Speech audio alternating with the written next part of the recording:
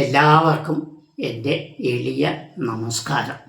നമ്മളിപ്പോൾ പറയാൻ പോണത് ഈ ശിശുപാലവധവും രാജസൂയയാഗവും ധർമ്മപുത്ര ചെയ്ത രാജസൂയയാഗത്തിനെ പറ്റിയാണ് പറഞ്ഞത്.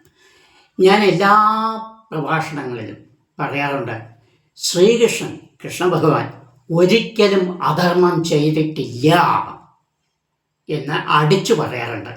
ചെയ്തിട്ടുണ്ടെങ്കിൽ തന്നെ ധർമ്മരക്ഷയ്ക്ക് വേണ്ടിയിട്ടാണെന്ന്. അത് ഞാൻ ഇവിടെ സ്ഥാപിച്ചു തരാം, എല്ലാത്തിനും സ്ഥാപിച്ചു തരാം, പക്ഷെ കുറച്ച് സമയം എടുക്കും. അപ്പോൾ നമുക്ക് രാജസൂയ യാഗത്തിലേക്ക് കിടക്കാം. ഈ ഇന്ദ്രപ്രസ്ഥം, മയനാൽ നിർമ്മിക്കപ്പെട്ട ഇന്ദ്രപ്രസ്ഥം ഉണ്ടായതിൽ പിന്നെ അവിടെ ഒരു പ്രധാനപ്പെട്ട വിശേഷങ്ങളൊന്നും നടന്നിട്ടില്ല. അതുകൊണ്ട് നാരദ മഹർഷി അദ്ദേഹം ഇവിടെ വന്ന ധർമ്മപുത്രരോട് പറഞ്ഞു, താങ്കളുടെ അച്ഛൻ പാണ്ഡു രാജസൂയ യാഗം നടത്തണമെന്ന് ആഗ്രഹിച്ചിരുന്നു. നിർഭാഗ്യവശാൽ അദ്ദേഹം മരണമടഞ്ഞു, അതിന് സാധിച്ചില്ല. അതുകൊണ്ട് താങ്കൾ ഒരു രാജസൂയ യാഗം ഇന്ദ്രപ്രസ്ഥത്തിൽ നടത്തണം എന്ന് പറഞ്ഞ സമയത്ത് അദ്ദേഹം ധർമ്മപുത്ര തൊഴുതുകൊണ്ട് പറഞ്ഞു, മഹർഷേ, ദൈവമേ, ഞാൻ എല്ലാം ചെയ്യാൻ തയ്യാറാണ്. അച്ഛൻ എന്താഗ്രഹിച്ചാലും ശിരസാൽ വഹിച്ചുകൊണ്ട് ചെയ്യുന്ന പുത്രധർമ്മമാണ്, അത് ഞാൻ ചെയ്യാറാണ്. പക്ഷേ ഞാൻ അതിന് യോഗ്യനാണോ എന്ന് എനിക്കൊരു സംശയം. അപ്പോൾ അദ്ദേഹം പറഞ്ഞു, ഈ യുഗത്തിൽ താങ്കൾ മാത്രമേ അതിന് യോഗ്യനുള്ളൂ, അതുകൊണ്ട് ധൈര്യമായി ചെയ്തോളൂ എന്ന് പറഞ്ഞു. അപ്പോൾ ധർമ്മപുത്ര പറഞ്ഞു, ശരി, അങ്ങയുടെ അനുഗ്രഹം ഉണ്ടെങ്കിൽ തീർച്ചയായും നടക്കും. പക്ഷേ ഞാനിത് കൃഷ്ണനോടും ഒന്ന് ആലോചിക്കണം എന്ന് പറഞ്ഞു. കാരണം എന്ത് കാര്യങ്ങളുണ്ടെങ്കിലും ശ്രീകൃഷ്ണനോട് ദ്വാരകയിൽ പോയി അനുഗ്രഹം വാങ്ങി അദ്ദേഹത്തിൻ്റെ ഉപദേശം വാങ്ങുന്നത് പാണ്ഡവരുടെ ഒരു തൊഴിലാണ്, ഒരു സമ്പ്രദായമാണ്. അപ്പം നാരദൻ പറഞ്ഞു, ശരി, ആ കാര്യം ഞാൻ പൊക്കോളാം എന്ന് പറഞ്ഞു. താങ്കൾ ഇവിടെ എല്ലാം ചെയ്യും. അങ്ങനെ അവിടെ പോയി അനുഗ്രഹം വാങ്ങി അതിവിടെ പറഞ്ഞു. രാജസൂയ യാഗത്തിനുള്ള ഏർപ്പാടുകൾ തുടങ്ങി. അതിൻ്റെ ഏറ്റവും പ്രാരംഭത്തിൽ ചെയ്യേണ്ടത് ദിഗ്വിജയം എന്നൊരു കർമ്മമാണ്. ദിഗ്വിജയം, അതായത് എല്ലാ ദിക്കുകളെയും ജയിച്ചുകൊണ്ട് വരിക. എന്നാൽ മാത്രമേ അയാൾ രാജാവുള്ളൂ. രാജസൂയ യാഗത്തിലാകുന്ന രാജാവ് സാധാരണ രാജാവല്ല, ചക്രവർത്തിക്ക് മേലെ. ചക്രവർത്തി എന്നാണ് രാജാക്കന്മാരിൽ ചക്രവർത്തിക്ക് മേലെ രാജസൂയം നടത്തി രാജാവാണ്. അപ്പോൾ ദിഗ്വിജയം നടത്തണം. അതിൻ്റെ പ്രാരംഭഘട്ടത്തിൽ എല്ലാ ദിക്കുകളിലേക്കും പട്ടാളത്തെയോ ഭടന്മാരെയോ അതിന് യോഗ്യന്മാരെയോ അയക്കുക, അവിടുത്തെ രാജാക്കന്മാരെ കാണുക, അവരോട് സംഭവം പറഞ്ഞ് മനസ്സിലാക്കുക. അവർ തയ്യാറല്ലെങ്കിൽ യുദ്ധം ചെയ്ത് കീഴടക്കി കപ്പം അല്ലെങ്കിൽ കരം വാങ്ങുക. അങ്ങനെ ഇവരെ താഴെയാക്കുക. ഇതാണ് ആദ്യത്തെ സമ്പ്രദായം. അതിൻ്റെ ഇതിനായി വടക്ക് ഭാഗത്തേക്ക് അർജുനൻ പോയി, കിഴക്കോട്ട് ഭീമൻ, തെക്കോട്ട് സഹദേവൻ, പടിഞ്ഞാറോട്ട് നകുലൻ, ഈ 4 പേരും കൂടി പടകളെ ഏന്തി 4 ഭാഗത്തും പോയി. ലങ്കയിലും പോയി. ലങ്കയിൽ വിഭീഷണനായിരുന്നു ആ കാലത്ത് ഭരണം. ഇവിടെ നിങ്ങൾക്ക് ഒരു സംശയം തോന്നും കേട്ടോ, എന്താ രാമായണത്തിലാണ് വിഭീഷണൻ, ഇയാളെങ്ങനെ ഇതിൽ വന്നു തോന്നും. വിഭീഷണൻ അന്നുണ്ടായിരുന്നു. അത് അദ്ദേഹം ഒരു ചിരഞ്ജീവി കൂടിയാണ്. അതിനെപ്പറ്റി ഞാൻ പിന്നീട് പറഞ്ഞേക്കാം. എങ്ങനെയായാലും എല്ലാ ഒരുക്കങ്ങളും നടന്നു ഗംഭീരമായി. ഹരിശ്ചന്ദ്രൻ ചെയ്തതിനു ശേഷം നടത്തുന്ന ഏറ്റവും അവസാനത്തെ രാജസൂയയാഗമാണ് ധർമ്മപുത്ര നടത്തുന്നത്. അത്ര എളുപ്പമുള്ള കാര്യമല്ല. രാജസൂയത്തിനെ പറ്റി ഞാൻ വർണ്ണിച്ചു തരാം, അപ്പം നിങ്ങൾക്കത് മനസ്സിലാവും അതിൻ്റെ ബുദ്ധിമുട്ടുകൾ എന്തൊക്കെയാണെന്ന്. അപ്പോൾ എല്ലാ രാജാക്കളും എല്ലാം കഴിഞ്ഞു. ഇവരൊക്കെ എല്ലാവരെയും കീഴടക്കി കൊണ്ടുവന്നു. എല്ലാ രാജാക്കന്മാരും വന്നു. അതായത് പാഞ്ചാലം, വിരാടം, വിദർഭം, മാദ്രം, മാത്സ്യം, മാഗധം, മാളം, കൊങ്കം, കലിംഗം, കോസലം, പാണ്ഡി, കോസലം, കപിലം, കാശി, നൈഷ്കർമ്മ്യം, അവന്തി, അയോധ്യ, അംഗം, വംഗം, കലിംഗം, ചേതി, ചോളം, പാണ്ഡ്യൻ, കേരളം, ഇങ്ങനെ എല്ലാ രാജ്യങ്ങളും കീഴടക്കി അവർ കൊണ്ടുവന്നു. എല്ലാ ഒരുക്കങ്ങളും ആയി.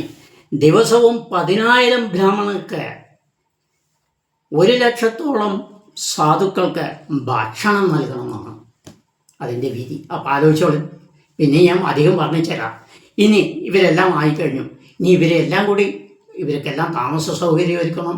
രാജാക്കന്മാരല്ലേ, അതനുസരിച്ച് വേണമല്ലോ. 5 സ്റ്റാർ ഹോട്ടലുകളിലുള്ള എന്തെങ്കിലുമൊക്കെ ചെയ്തിട്ടേ.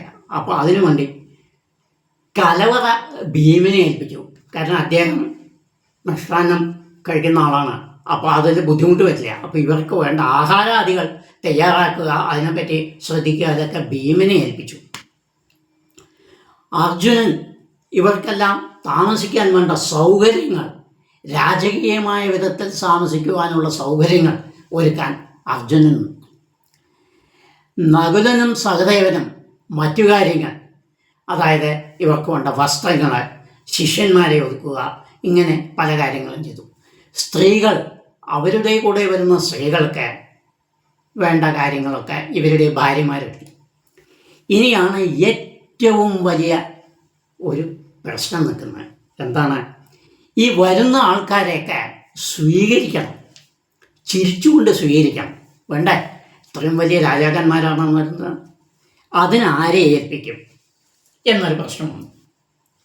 അപ്പോൾ എല്ലാവരും കൂടെ ചർച്ച ചെയ്ത സമയത്ത് ഒരാൾ പറഞ്ഞു, നമുക്ക് ഭീഷ്മരെ ഏൽപ്പിക്കാം. അപ്പോൾ അത് പറ്റില്ല എന്ന് പറഞ്ഞു. ഇങ്ങനെ പലരും പല അഭിപ്രായങ്ങളും പറഞ്ഞ സമയത്ത് ഒടുവിൽ സഹദേവൻ്റെ അടുത്ത് വന്നു. സഹദേവൻ ഒരു ദുര്യോധനെ ഒന്ന് ഇങ്ങനെ പറഞ്ഞു. ഒടുവിൽ ശ്രീകൃഷ്ണൻ അദ്ദേഹം പറഞ്ഞു, ദുര്യോധനാണ് ഇതിന് ഏറ്റവും ശ്രേഷ്ഠൻ, പറ്റിയ ആൾ. പിന്നെ ശ്രീകൃഷ്ണൻ പറഞ്ഞ രണ്ടാമത് ചോദ്യം ഇല്ലല്ലോ. പക്ഷെ ഭീമനും അർജുനനും ദേഷ്യം വന്നു. പക്ഷെ കൃഷ്ണനാണല്ലോ പറഞ്ഞിരിക്കുന്നത്, അതിലെന്തെങ്കിലും ഉണ്ടാവും പറഞ്ഞു. അപ്പോൾ എല്ലാവരെയും സ്വീകരിക്കാൻ ഉടനെ ഇദ്ദേഹം ധർമ്മപുത്ര ദുര്യോധനോട് പറഞ്ഞു, താങ്കൾ നമ്മുടെ കുടുംബത്തിലെ ഏറ്റവും വലിയ രാജാവാണ്, അതുകൊണ്ട് ഈ വരുന്നവരെയൊക്കെ സ്വീകരിക്കണം എന്ന് പറഞ്ഞു. ദുര്യോധനെ ഭയങ്കര സന്തോഷമായി. 2 കാരണങ്ങളാണ് സന്തോഷം. അത് പറഞ്ഞുതരാം. ഒന്നാമത്തെ കാരണം ഇപ്പോൾ പറയാം. ഒന്നാമത്തെ കാരണം എന്താണ്? ഇയാൾ എൻ്റെ അടുത്ത് വന്ന് എന്നെ വിളിച്ച് ഏറ്റവും വലിയ കാര്യത്തിന് എന്നെ ഏൽപ്പിച്ച് പറഞ്ഞ സന്തോഷം. ഇതിൽ ദുഃഖിക്കുന്നവർ ഏറ്റവും അധികം സന്തോഷിച്ചത് ദുര്യോധനും, ഏറ്റവും അധികം ദുഃഖിച്ചത് ശകുനിയാണ്. ദുര്യോധനെ ഈ ഇത് ഏൽപ്പിച്ചതിൽ ദുഃഖിച്ചത് ശകുനിയാണ്. കാരണം എന്താ? രണ്ടാമത്തെ കാരണം എന്താ അറിയോ?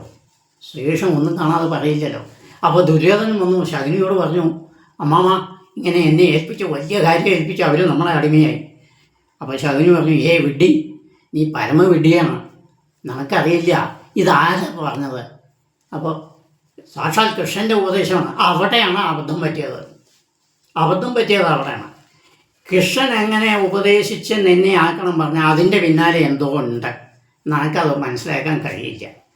ഏതായാലും സംഭവിച്ചു പറഞ്ഞ് ദുഃഖിച്ചുകൊണ്ടിരുന്നു. രണ്ടാമത്തെ കാരണം ദുര്യോധനൻ എന്താണ്? സന്തോഷിച്ചു. ദുര്യോധനൻ എന്ത് കണക്കാക്കി? ഇതെങ്ങനെയെങ്കിലും ഈ രാജസൂയം നാശമാക്കണം, അതിനെന്താ വഴിയെന്ന് ആലോചിച്ചുകൊണ്ടിരിക്കണം. തക്കതായി ഇത് കിട്ടി. അപ്പോൾ ഇതിനും അതിനും എന്താ ബന്ധം ചോദിക്കും. ബന്ധമുണ്ട്. നമ്മളൊക്കെ വിവാഹ വേദികളിലും മറ്റുള്ള ഇതിലൊക്കെ പോണ സമയത്ത് എന്താണ്, ഓരോ കവറ് കൊടുക്കും. ഭക്ഷണ ഭോജനം കഴിക്കും, അതിൻ്റെ ഇതിനായി ഒരു കവറ് കൊടുക്കും. ഒരു 10 or 100 എന്തെങ്കിലും കൊടുക്കും. പെണ്ണിനും ആണിനും കൊടുക്കും. ഏത് ഫംഗ്ഷന് പോയാലും ഒരു കവർ കൊടുക്കുക. ഇങ്ങനെ ഒരു പതിവുണ്ട് ഇല്ലേ? രാജസൂയ യാഗത്തിൽ നേരെ വിപരീതമാണ്. വരുന്നവർക്കാണ് പാരിതോഷികം കൊടുക്കണം. മനസ്സിലായോ? അവർക്ക് രാജസൂയം നടത്തുന്ന രാജാവ് അങ്ങോട്ട് പാരിതോഷികം നൽകണം. അതും എന്ത്? സ്വർണ്ണ നാണയങ്ങൾ. അതും എത്ര? നമ്മുടെ ഇഷ്ടം പോലെ കവറിലിട്ടിട്ട് 50 പൈസ 10 പ്രാവശ്യം ഇങ്ങനെ ആക്കിയിട്ട് 50 പൈസ തന്നെയാണോ അല്ലെങ്കിൽ 100 രൂപ തന്നെയാണോ നോക്കിയിട്ടല്ല കൊടുക്കേണ്ടത്. ഈ വരുന്ന ആൾക്ക് ഒരു പിടി കൊടുക്കും. അദ്ദേഹം പിന്നെയും ആവശ്യപ്പെട്ടാൽ പിന്നെയും കൊടുക്കണം, പിന്നെയും ആവശ്യപ്പെട്ടാൽ പിന്നെയും കൊടുക്കണം, നിർത്താൻ പാടില്ല.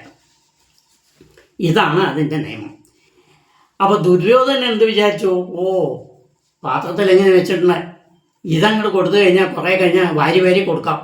അപ്പോൾ കുറേ രാജാക്കന്മാരും കുറേ ആൾക്കാരും വന്നു കഴിഞ്ഞാൽ രാജാക്കന്മാർക്ക് മാത്രമല്ല കേട്ടോ, വരുന്നവർക്ക് എല്ലാവർക്കും കൊടുക്കണം. ആര് ചോദിച്ചാലും കൊടുക്കണം, നിർബന്ധമായി കൊടുക്കണം. അതാണ് അതിൻ്റെ കടമ. അപ്പോൾ ഇത് മുഴുവൻ കഴിയും. അപ്പം എന്താണ്, അപമാനമാവും. വന്നവർക്കൊന്നും കിട്ടിയില്ല, കശവിശയായി, അങ്ങനെ ഇങ്ങനെ എന്നൊക്കെ വരും. അപ്പോൾ ഇതൊരു സന്തോഷമാണ് അയാൾക്ക്.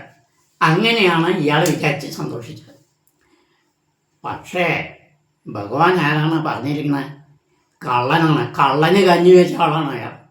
നമുക്കറിയില്ലേ, അത്ര വലിയ മഹാനാണ് അയാൾ. ഒന്നും കാണാതെ പറയുമോ? ഇല്ല.